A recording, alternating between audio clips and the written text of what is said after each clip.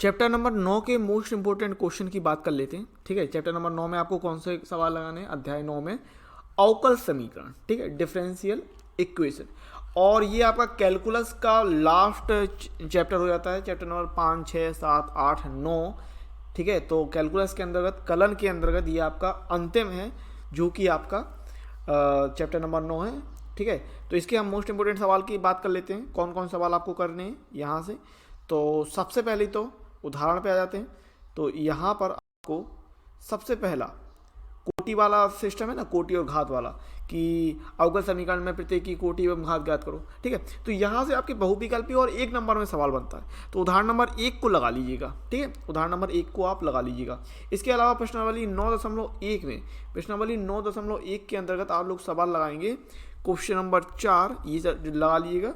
Question number 4 के बाद 11 और 12 इनको लगा लीजिएगा। कुछ नहीं सवालों में कोटि और घात की बात करता है, लगा लीजिएगा इनको। ठीक है, अब बात करने वाले हैं अवकल समीकरण का व्यापक एवं विशिष्ट हल, general and particular solution of a differential equation, इस बारे में। ठीक है, सो यहाँ पर हम उदाहरण देखते हैं, कौन सा आपको उदाहरण लगाना है।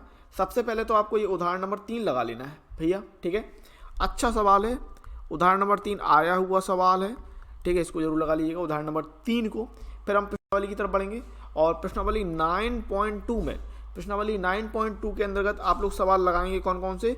एक तो लगा लीजिएगा छठवां। ठीक है, छठवें के बाद आप लोग सवाल लगाइएगा सातवां, सातवें के बाद आप लोग सवाल लगाएंगे नौवां, और 11 और 12 ये सवाल लगा लीजिएगा। ठीक है, 6, 7, 9, 11, 12। ठीक है, प्रश्नावली 9.3 में आएंगे। यहाँ पर कोई भी आप एग्जाम्पल मत देखिए, यहाँ पर कुछ नहीं है आपके लिए। ठीक है, यहाँ हमारे लिए करने के लिए ज़्यादा कुछ खास नहीं है। ठीक है, तो यहाँ पर हम कुछ नहीं देखने वाले हैं। इसके बाद हम लोग सीधे आएंगे प्रश्नावली 9.3 के अंतर्गत। अब 9.3 के अंतर्गत आप लोग सवाल कौन से देखने वाले हैं, इनको देख लेते हैं। अच्छे अच्छे सवाल बढ़िया तरीके से। तो प्रश्नावली 9.3 में आप लोग पहला सवाल लगा लीजिएगा। पहले के बाद हम लोग सीधे बढ़ेंगे और आप लोग लगाएंगे 10वां सवाल। 10वें के बाद आप लोग सवाल लगाएंगे बहुविकल्पी में 11वां और 12वां। तो ये इंपॉर्टेंट सवाल मैंने बता दी, ये लगा दीजिएगा। 9.3 में पहला सवाल, 10वां, 11वां और 12वां सवाल। ठीक है, इसके बाद हम लोग आगे बढ़ेंगे और अब हम थोड़ा उदाहरण देख लेते हैं। उदाहरण कौन कौन से आपको लगाने हैं। तो उदाहरण नंबर 9 ये आपको लगाना है भाई, इंपॉर्टेंट सवाल है, लगा लीजिएगा बढ़िया तरीके से। ठीक है, 9 के बाद आपको सवाल लगाना है उदाहरण नंबर में, उदाहरण नंबर 13। ठीक है, अच्छा 1 नंबर का सवाल है, बेहतरीन वाला, तो इसको जरूर लगा लीजिएगा। ठीक है, उदाहरण नंबर 13। अब हम लोग यहाँ से सीधे बढ़ेंगे उदाहरण नंबर 9 और 13 के बाद प्रश्नावली पर। प्रश्नावली 9.4 में, प्रश्नावली 9.4 में आप सवाल लगाएंगे तीसरा, पाँचवा। ठीक है, और तीसरा, पाँचवा, 11वां। ठीक है, इसके बाद 12 और फिर आप सवाल लगाएंगे। ठीक है, कौन सा सवाल लगाना है आपको, आप लगा लेंगे 23वां सीधे। ठीक है, ये सवाल लगा लीजिएगा आप। आगे बढ़ेंगे अब समघाती अवकल समीकरण। तो अवकल समीकरण चैप्टर नंबर 9 के अंतर्गत आपके जो 2 टॉपिक मोस्ट इंपोर्टेंट हो जाते हैं, जहाँ से आपका लॉन्ग भी बनता है, दीर्घोत्तरी। एक तो आपका समघाती अवकल समीकरण और एक रैखिक अवकल समीकरण वाली चीज़। ठीक है, तो बढ़िया तरीके से इनको देख लेते हैं। तो सबसे पहले यहाँ पर आप कौन सा उदाहरण लगाने वाले हैं ये देख लेंगे। ठीक है, तो उदाहरण नंबर हम सबसे पहले 15 लगाएंगे। ठीक है, उदाहरण नंबर 15 आप लगा के जाएंगे, इंपॉर्टेंट सवाल है, बढ़िया। उदाहरण नंबर 15 के बाद आप लोग उदाहरण नंबर लगाएंगे 16। ठीक है, बढ़िया बेहतरीन, ये भी सवाल है। तो उदाहरण नंबर 15, उदाहरण नंबर 16 और आपका एग्जाम्पल 17। ठीक है, तो ये 15, 16, 17 इनको आपको लगा के जाना है। फिर हम लोग प्रश्नावली पर बढ़ेंगे। अब प्रश्नावली की बात कर लेते हैं। तो प्रश्नावली में कौन कौन सवाल आपको देखने, प्रश्नावली 9.5 के अंतर्गत प्रश्नावली 9.5 में हम लोग सवाल लगाएंगे तीसरा, छठवां और 11। ठीक है, 11 के बाद आप लगाएंगे 14, 14 के बाद आप बहुविकल्पी सवाल नंबर 16 और 17 ये लगाएंगे। ठीक है, 9.5 में तीसरा, छठवां, 11, 14, 16, 17 ये सवाल लगा लेंगे। ठीक है, अब हम बढ़ेंगे रैखिक अवकल समीकरण। तो जैसे मैंने आपसे कहा कि चैप्टर नंबर 9 अवकल समीकरण डिफरेंशियल इक्वेशन के अंतर्गत आपका समघातीय अवकल समीकरण और रैखिक अवकल समीकरण, ठीक है, मोस्ट इंपोर्टेंट टॉपिक है, जहां से आपका 4 नंबर, 6 नंबर, 8 नंबर के सवाल फंसते हैं, आते ही आते हैं, डेफिनेट है, निश्चित तौर पर आते हैं। ठीक है, अब यहाँ पर सबसे पहले हम लोग बात करेंगे उदाहरण की। ठीक है, तो सबसे पहला जो उदाहरण आपको लगाना है उदाहरण नंबर 19। ठीक है, ये आप लगा के जाएंगे। उदाहरण नंबर 19 आप लगाएंगे। देन हम लोग यहाँ से आप लगातार लगाएंगे उदाहरण नंबर 19, उदाहरण आप 20 भी लगाएंगे, ठीक है। उदाहरण 20 के बाद आप उदाहरण नंबर 21 लगाएंगे ज़रूर से ज़रूर, ठीक है। और उदाहरण नंबर आप 22 भी लगा के ही जाएंगे, ठीक है। सो 19, 20, 21, 22 ये उदाहरण आप लगाएंगे। फिर हम लोग बढ़ेंगे प्रश्नावली पर, ठीक है। अब हम लोग आ जाते हैं 9.6 पर। तो आपको 9.6 में कौन कौन सा सवाल लगाना है ये देख लेंगे। तो पहला सवाल आपको लगाना है, ठीक है, पहला सवाल लगाना है। पहला सवाल के बाद आपको 7वां सवाल लगाना है। 7वें के बाद आपको लगाना है क्वेश्चन नंबर 10। 10 के बाद हम लोग लगाएंगे क्वेश्चन नंबर 14। 14 के बाद हम लोग लगाएंगे 18, 19, ठीक है। ये बहुविकल्पी सवाल है। तो 9.6 के अंतर्गत पहला, 7वां, 10, 14, 18, 19 ये सवाल लगा लेंगे। अब हम लोग बढ़ते हैं विविध उदाहरण की तरफ, ठीक है। तो विविध उदाहरण में आपको सबसे पहले लगाना है उदाहरण पर अगर मैं बात करूं तो सबसे पहला जो उदाहरण आप लगा के जाएंगे वो है उदाहरण नंबर 26, ठीक है, इंपॉर्टेंट सवाल। तो उदाहरण नंबर 26 आप लगाइएगा जरूर। इसके बाद हम लोग लगाएंगे उदाहरण नंबर 27, इसको आप लगाने वाले हैं अच्छी तरीके से, ठीक है, उदाहरण नंबर 27। देन उदाहरण नंबर हमारा है कौन सा, उदाहरण नंबर 28, ठीक है। मोस्ट इंपोर्टेंट सवाल, मोस्ट इंपोर्टेंट सवाल है, इस सवाल को जरूर से जरूर लगा के जाइएगा आप उदाहरण नंबर 28 को, ठीक है। अब हम लोग बढ़ते हैं विविध प्रश्नावली की तरफ। तो विविध प्रश्नावली में कौन कौन सवाल लगाने ये देख लेंगे। सबसे पहले हम विविध प्रश्नावली की बात कर लेते हैं। तो विविध प्रश्नावली में हम लोग 6वां सवाल लगाएंगे, ठीक है। ये सवाल आप लगा के जाएंगे, इंपॉर्टेंट है, क्वेश्चन नंबर 6, ठीक है।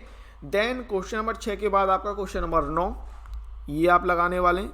9 के बाद 11, 11 के बाद आप लोग बहुविकल्पी सवाल नंबर 16, 17 और 18 ये आप सॉल्व करने वाले हैं। तो इस तरीके से चैप्टर नंबर आपका 9 अवकल समीकरण कैलकुलस का अंतिम चैप्टर है और ये आपका कैलकुलस हो गई। 5, 6, 7, 8, 9 ये मैं निपटा दिया है। चैप्टर नंबर 9 के भी इंपॉर्टेंट क्वेश्चन बता दिए। तो इन सवालों को आपको अच्छे से रिवीजन कर लेना है। तो मोस्ट इंपोर्टेंट क्वेश्चन के चैप्टर नंबर 9 में डिफरेंशियल इक्वेशन में आपको कौन कौन से एनसीईआरटी किताब से लगा लेने हैं कक्षा 12 गणित के अंतर्गत। तो एक बार मैंने आपको ये सारे इकट्ठे लिख दिए ताकि आपको कोई प्रॉब्लम ना हो। चैप्टर नंबर 9 डिफरेंशियल इक्वेशन अवकल समीकरण में हम एनसीईआरटी किताब से कौन से महत्वपूर्ण सवाल लगा के जाएँ ताकि आपका रिवीजन जल्दी से जल्दी हो सके। तो उदाहरण आप लगा लीजिए क्वेश्चन नंबर 1, 3, 9, 13, 15, 16, 17, 19, 20, 21, 22, 26, 27, 28 ये आप उदाहरण लगा के जाएंगे। इसके अलावा प्रश्नावली 9.1 में क्वेश्चन नंबर 4, 11, 12, प्रश्नावली 9.2 में क्वेश्चन नंबर 6, 7, 9, 11, 12, प्रश्नावली 9.3 में क्वेश्चन नंबर 1, 10, 11, 12, प्रश्नावली 9.4 के अंतर्गत आप सवाल लगाएंगे क्वेश्चन नंबर 3, 5, 12, 23, प्रश्नावली 9.5 में सवाल लगाइए 3, 6, 11, 14, 16, 17, प्रश्नावली 9.6 के अंतर्गत क्वेश्चन नंबर 1, 7, 10, 14, 18, 19 और विविध मिसलेनियस एक्सरसाइज के अंतर्गत आप क्वेश्चन लगा के जाएंगे 6, 9, 11, 16, 17, 18। तो एनसीईआरटी बुक्स के अंतर्गत आप इतने सवालों का रिवीजन हर हाल में करके जाएंगे। 100 आउट ऑफ 100 के लिए आखिर आप क्या पढ़ें, किस तरीके से पढ़ें ताकि आपके 100 आउट ऑफ 100 आ सकें कक्षा 12 गणित के अंतर्गत। तो मेरी थ्योरी के हिसाब से आपको ये चीज़ें करना बहुत ही ज़्यादा ज़रूरी है। देखिए अगर आप एनसीईआरटी बुक से पढ़ रहे हैं तो एनसीईआरटी बुक के अंतर्गत रिवीजन करने के लिए, देखिए रिवीजन का वक्त है ये, रिवीजन के लिए आपको मैंने इंपॉर्टेंट क्वेश्चन के लिए टिक लगवा दिए। तो उस वीडियो के आधार पे आप इंपॉर्टेंट क्वेश्चन कर लीजिएगा वहाँ से एनसीईआरटी बुक से, अगर आप एनसीईआरटी बुक से तैयारी कर रहे हैं। और अगर आप किसी रेफरेंस बुक का, किसी प्राइवेट बुक का इस्तेमाल कर रहे हैं, किसी प्रकाशन का, अलग प्रकाशन का इस्तेमाल कर रहे हैं तो भी अच्छी बात है, कोई दिक्कत नहीं है। लेकिन आप अगर एनसीईआरटी बुक का तैयारी कर रहे हैं तो फिर मैंने आपको इंपॉर्टेंट क्वेश्चन के लिए टिक लगवा दिया है ताकि आप जल्दी से जल्दी रिवीजन कर सके। तो वहाँ से वो देखिए। इसके अलावा अगर आपके पास कोई क्वेश्चन बैंक है, अब क्वेश्चन बैंक क्या होता है, तो क्वेश्चन बैंक एक इंपॉर्टेंट क्वेश्चंस की बुक होती है, ठीक है।